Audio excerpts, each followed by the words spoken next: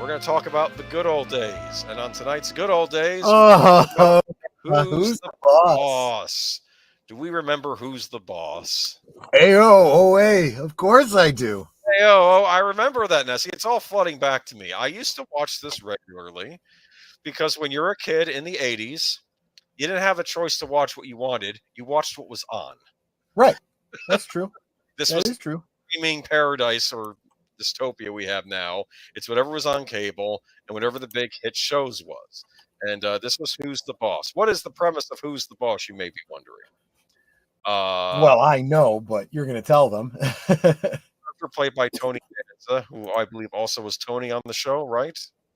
Yeah, and if I'm not mistaken, didn't he also play Tony on Taxi as well? Yes. It's like, were they always afraid? Yeah, no, it's going, yep, absolutely. Yes. It's like they were afraid the actor would forget his character name or something. Well, anyway, he's a bit down on his luck, isn't he? He's a recent widow, right? Yep.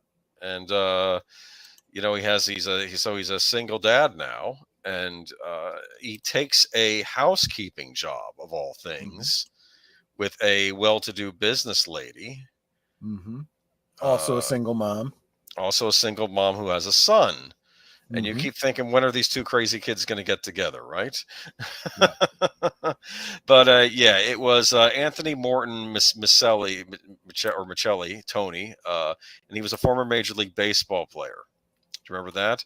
And advertising executive Angela Bauer and her young son Jonathan. There we go.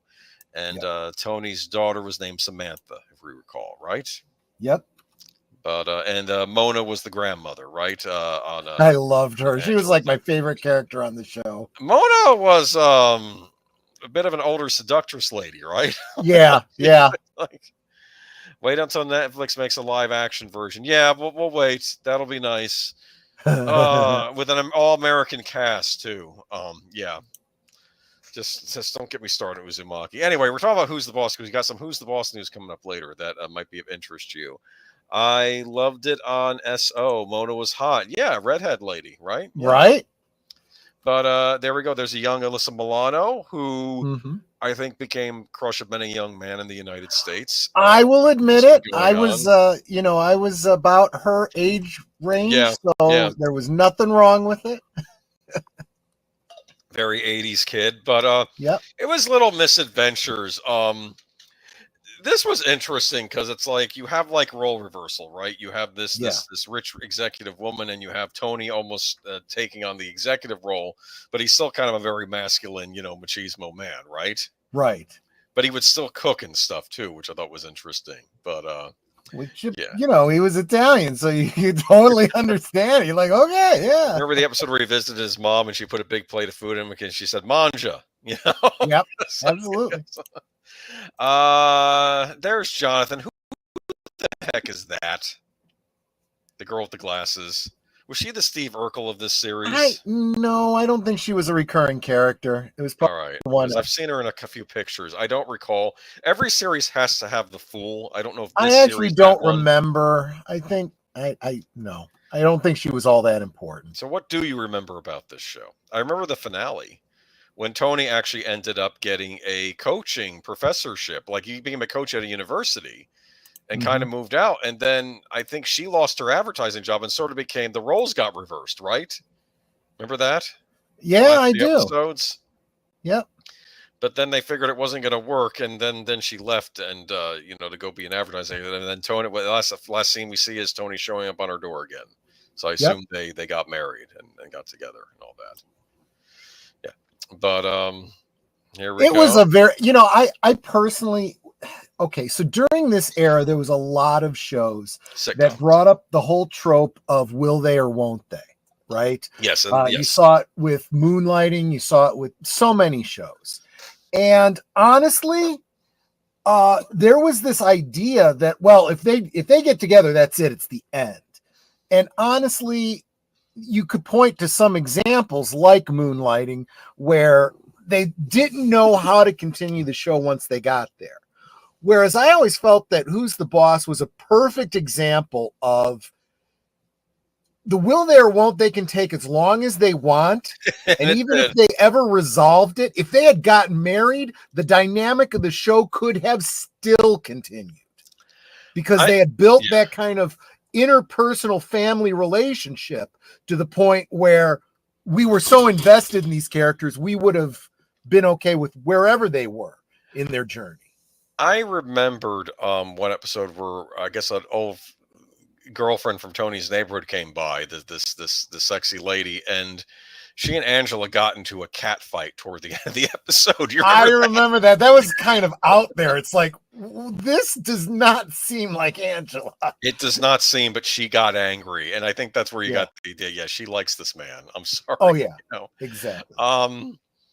What else though? I remember the episode where Tony and Samantha's great grandfather shows up, their lawless grandfather, and he's telling stories of the old neighborhood about how he almost had a boxing career, which they realized was just reiterating the plot of Rocky, I think. Yeah. And then he does. But I'll tell you what, if you grew up Italian, you always had that one uncle who was like that. You're like, oh, he's upaz, he makes stuff up, he has a bad memory. Just smile and nod, And then by the end of the episode, I think they do some research, this man is not related to us at all. They didn't know what to do. I think they felt bad. Look, you could still be honorary family and stop by. Yeah. So often they felt bad about the whole situation. But I don't know. It was an 80s sitcom. This is what you did when you were a kid. You would watch sitcoms because it made you feel a little bit more adult, right? I don't know. I kind of feel like the 80s sitcoms also, however bizarre they were, perfectly okay. You weren't really expecting them to make all that much sense. There was suggestive stuff, but it was underneath the surface, unless it was Married with Children. There's that. Yeah, there's that too. That's true. Married with Children was overt. That's why it was such a weird show for the time. But I don't know. I like this episode. I remember one episode ended with Tony waxing the car, and he gets it all nice because he got a classic, right? And then he hears thunder overhead, and he's like, "Oh God, no, please!" And he's like praying, "Please don't, please don't." And then the thunder goes away, right? And he says, "Thank you." And then a dog poops. Sorry, then a bird poops on the car. Remember that? Oh, that bird poop falls on it. Yeah. It was just, I don't know. But I watched this for Tony Danza. Tony Danza, class act. Loved him on Taxi. Taxi's a great sitcom. But, so whereas he was part of the ensemble in he's a lead on this. In Taxi, in fact, I'd say background character almost. Yeah. In this, he's absolutely the lead on this. Judd Hirsch and Danny DeVito were the leads, I think, on Taxi, right? Yeah, absolutely. Oh man, though. But oops. But this was Who's the Boss. Did anybody in the chat watch Who's the Boss, or is this just the geezers reminiscing? Netter just put her hand up. I watched it for Mona says Space Fraggle. Okay, well there we go. I don't blame you. I mean, I liked him. I always thought that Jonathan was a little bit annoying. Jonathan was always annoying. He got worse when he became a teenager. Yeah, he did. I felt bad for the actor. It's probably how they were writing him, No. If you follow the actor after he left the role, he had some life things going on. Let's just say inside his closet. I'm not surprised. It's but it's Hollywood, Well, yes. I don't know if he went on to do other things, but Alyssa Milano certainly did. And then she sure did. We'll be talking about that. Not gonna lie, I watched Alyssa Milano. So did a lot of people, because she started as a kid, but then she kind of grew into a young woman on the show. Not gonna lie, I watched Alyssa Milano. Yeah, that was a big part of why I watched Alyssa Charmed Milano. As well. This is Alyssa Milano on Who's the Boss, dude. Nope, that was all him. But I mean, it was a good sitcom. I watched a lot of sitcoms in the 80s of varying quality. In my opinion, the worst one was Mr. Belvedere. Did you watch Mr. But it was Belvedere? I still enjoyed it. You liked it because of the British angle, because it was the British butler, right, in the American Family. Yeah. But it was still, I don't know. There were things on that show. I forget why I didn't like it. I watched Who's the Boss for a few seasons. Yeah, I think everybody did. I think I watched it for a while. I wasn't as religiously watching it toward the end, but I remember I watched the last few episodes when Tony became the coach, because I remember that was the big finale to find out how it was going to resolve itself. But I thought it had a good ending for the most part. I mean, it had an ending. How many sitcoms get that, right? That's an excellent point. Yeah. Mr. Belvedere's tough morals, I guess. Which I suppose with Who's the Boss, I think I alluded to this earlier. You cared about these characters, and that wasn't always how you felt about the characters in sitcoms. You know, so I think people wanted to kind of get a sense of where they were going before it came to an end. You know. Yeah. I know Mr. Belvedere and Webster was the worst too. Oh, Webster. Was that the one with George Papadopoulos? Maybe. I George think and so. Ma'am. And we had weird sitcoms. Remember the syndicated sitcoms like Small Wonder and Charles in Charge? Remember those? I liked both of those, actually. I like Charles in Charge, all right. It was actually reuniting of the two actors from Zapped. They were on. Yep, Scott Baio and forgot his name, but he was.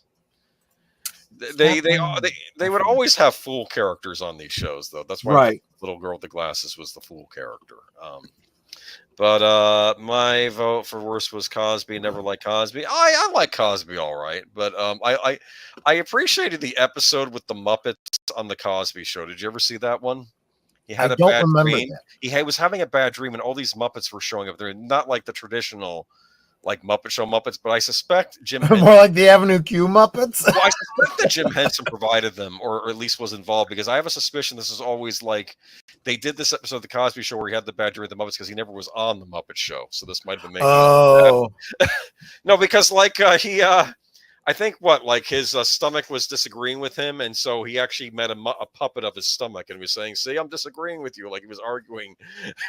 Or no, it was the sausage sandwich that disagreed with him, and the sausage sandwich was a Muppet. And it was arguing with him. See, I'm disagreeing with you. It said. That was just... Jesse says, Troy, I got into Babylon 5 and I can't get enough of it. We'll have to do a good old days about Babylon 5. That was you can get into Uzumaki and be over in 4 episodes. I'm sorry. Oh, jeez. Everything's fine. We'll be talking about this if there's any fallout from this. No one's talking about what happened here. My suspicion is Warner Media. Either someone made off with Warner Media's money because this was Cartoon Network, or Warner Media shortchanged it. I don't know. It's one or the other. Hey, Charles. If I'd have known he was going to talk about it so much, I would have had an article for it. I just watched it because I was like, I had some downtime yesterday, and I'm still recovering from doing evacuation center work. So I'm like, yeah. Sounds like you're recovering from the anime. I'm angry, but it's fine. Everything's fine because we have lots of other entertainment to look forward to tonight. This was Who's the Boss? Good old days. We got update on the on a reboot show of it too later. Okay? Absolutely. Real quick, Darth Plato, don't hold your breath on that. That's been in development hell for a while now. Yeah, but Tony Danza, class act. Especially loved him on Taxi.